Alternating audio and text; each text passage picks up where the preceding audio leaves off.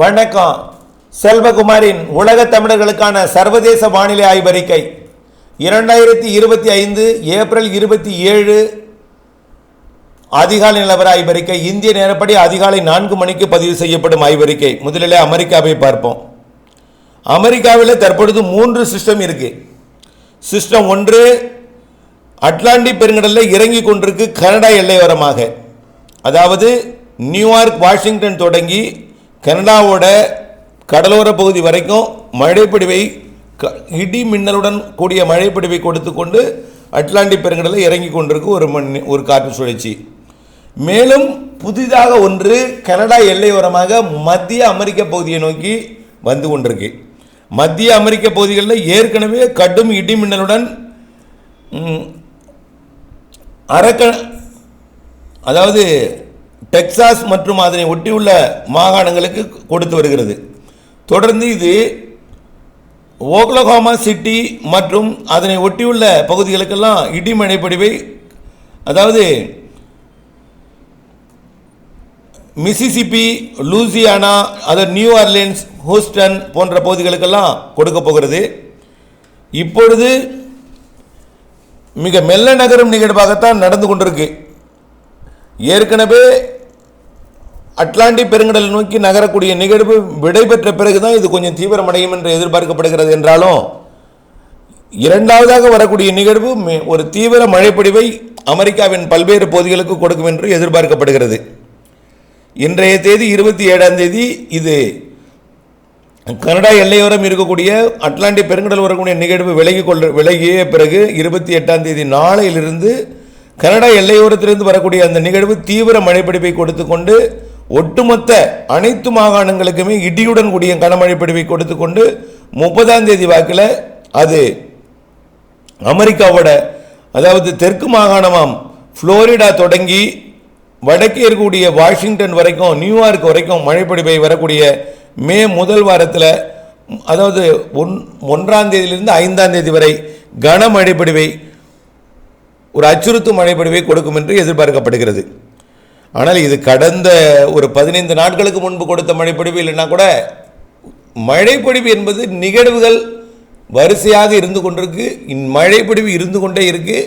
இப்போ அமெரிக்காவோடு சேர்ந்து கனடாவிற்கும் மழைப்பொழிவு, சூரியன் குத்துக்கதிர் வடக்கே வந்த காரணத்தினால கனடாவிற்கும் மழைப்பொழிவு தொடங்கியிருக்கு.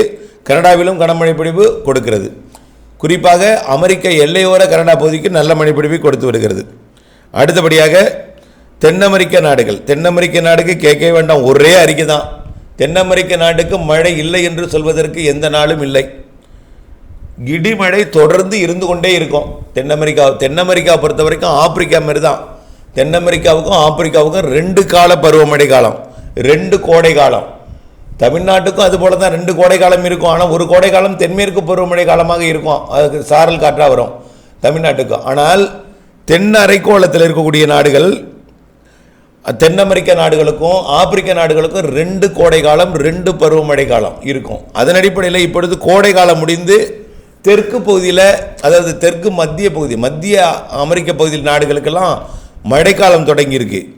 அடுத்தபடியாக தற்பொழுது ஈக்குவடார் மற்றும் கொலம்பியா உள்ளிட்ட பகுதிகளுக்கு கோடை காலம் முடிந்து மழைக்காலம் தொடங்க போகுது. கோடை கடுமையாக ஒரு சுட்டரிக்கும் வெயிலை கொடுத்து வருகிறது. அதோடு சேர்ந்த இடிமழை பிடிப்பையும் கொடுத்து வருகிறது. நல்ல ஒரு மழைப்பிடிவு ஒட்டுமொத்த தென் அமெரிக்க நாடுகளுக்கு, வெனிசுலா, கொலம்பியா, ஈக்குவடார், பெரு மற்றும் எல்லா நாடுகளுக்குமே. தென் அமெரிக்கா அது எந்த நாடாக இருந்தாலும், தெற்கு பகுதியில் இருக்கக்கூடிய சிலியாக இருந்தால் அது பருவமழை நிறைவடைந்து குளிர்கால மழைப்பொழிவாக பெய்கிறது. மத்திய பகுதியில் பருவமழை தீவிரமடைந்திருக்கு. வடக்கு பகுதியில் பார்த்தீங்கன்னா கோடை மழை தீவிரமாக இருக்குது. அடுத்து பருவமழை தொடங்க போகுது. கோடை மழையே பருவமழை மாதிரி பெய்யுது. பருவமழை இன்னும் அதிகமாக இருக்கும் என்று எதிர்பார்க்கப்படுகிறது. ஆக இந்த ஆண்டு 2 கோடை காலத்திலையும் கோடை மழை நல்லாயிருக்கும். 2 பருவமழையுமே தென் அமெரிக்க நாடுகளுக்கு மிகச்சிறப்பாக இருக்குது. அடுத்தபடியாக ஆப்பிரிக்க நாடுகளை பொறுத்த வரைக்கும் மத்திய ஆப்பிரிக்காவில் மழைப்பொழிவு கொஞ்சம் தீவிரம் குறைஞ்சிருக்கு. மத்திய ஆப்பிரிக்கா பகுதியில் மட்டும்தான் மழை பொழிந்துகிட்டு இருந்துச்சு. இப்போ அது கொஞ்சம் தீவிரம் குறைஞ்சிருக்கு. இருந்தாலும் மீண்டும் தொடங்கும் அந்த மழைப்பொழிவு. வரக்கூடிய 1 மழைப்பொழிவு தொடங்க போகிறது உகாண்டா உள்ளிட்ட அதன் சுற்றுவட்டார நாடுகளுக்கு. அதாவது எத்தியோப்பியா, கென்யா, டான்சானியா மற்றும் Zambia Congo, Uganda, south Sudan மற்றும் சென்ட்ரல் ஆப்பிரிக்கன் ரிப்பப்ளிக் போன்ற பகுதிகளுக்கு எல்லாமே நல்ல மழைப்பொழிவு வரக்கூடிய 30ஆம் தேதியிலிருந்து தொடங்க போகுது. அதாவது ஒரு பெரிய அளவிலே மழை இல்லாமல் இந்த நாட்டில் இருந்துட்டு இருக்கு. ஒரு 2-3 நாளைக்கு இப்படித்தான் இருக்கும். ஒரு இதமான வெப்பநிலையும் இடிமழை பிடிப்பு ஒரு சில இடங்கள், அதுவும் வாய்ப்பில்லை இடிமழை பிடிப்பு உடனடியாக. 30ஆம் தேதியிலிருந்து மழை பிடிப்பு படிப்படியாக தீவிரமடையும் என்று எதிர்பார்க்கப்படுகிறது. இந்த மத்திய ஆப்பிரிக்க பகுதியில் தொடர்ந்து மழை அதுக்கப்புறம் இருந்துகிட்டே இருக்கும். 4ஆம் தேதி 5ஆம் தேதியெல்லாம் கனமழை இருக்குது. உகாண்டா மற்றும் அதனை ஒட்டியுள்ள கென்யா, டான்சானியா மற்றும் ஜாம்பியா, காங்கோ, அங்கோலா போன்ற பகுதி. இன்னும் பார்த்திங்கன்னா வடக்கே படிப்படியாக மழை பொழிவு சவுத் சூடான் மற்றும் எத்தியோப்பியா, சோமாலியாவுக்கெல்லாம் மழைப்பொழிவு முன்னேற போகுது. 6ஆம் தேதிக்கு அப்புறம் சோமாலியா உட்பட மழைப்பொழிவு கொடுக்க போகுது. இது ஆப்பிரிக்க பகுதிகளுக்கும் இந்த காற்று சுழற்சி, நிலநடுக்கோட்டு இந்திய பெருங்கடல் காற்று, தரையேறுவது, இரு காற்று இணைவு எல்லாமே ஆப்பிரிக்க நாடுகளுக்கும் சாதகமைய போகுது. மழைப்பொழிவு 30ஆம் தேதியிலிருந்து தீவிரமடைய போகுது. அடுத்தபடியாக பார்த்தீங்கன்னா ஐரோப்பிய நாடுகளில் ஒன்றன் பின் ஒன்றாக நிகழ்வு அமெரிக்காவிலேருந்து வரும்.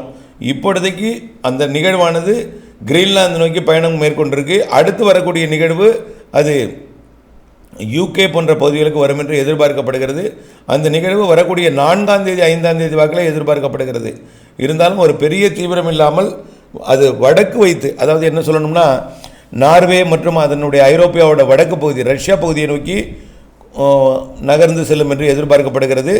ஆனால் மேற்கத்திய இடையூறு எனப்படக்கூடிய அந்த நிகழ்வு, அதாவது ஸ்பெயின், போர்ச்சுகல் வழியாக வரக்கூடிய நிகழ்வு கொஞ்சம் தாமதம் அடைந்து கொண்டிருக்கு. இதன் காரணமாகத்தான் இமயமலை பகுதிக்கு வரக்கூடிய நிகழ்வும் தாமதம் அடைய போகுது. இதன் காரணமாகத்தான் இமயமலை உள்ளிட்ட பகுதிகளுக்கு வெயில் அதிகரிக்க போகுது.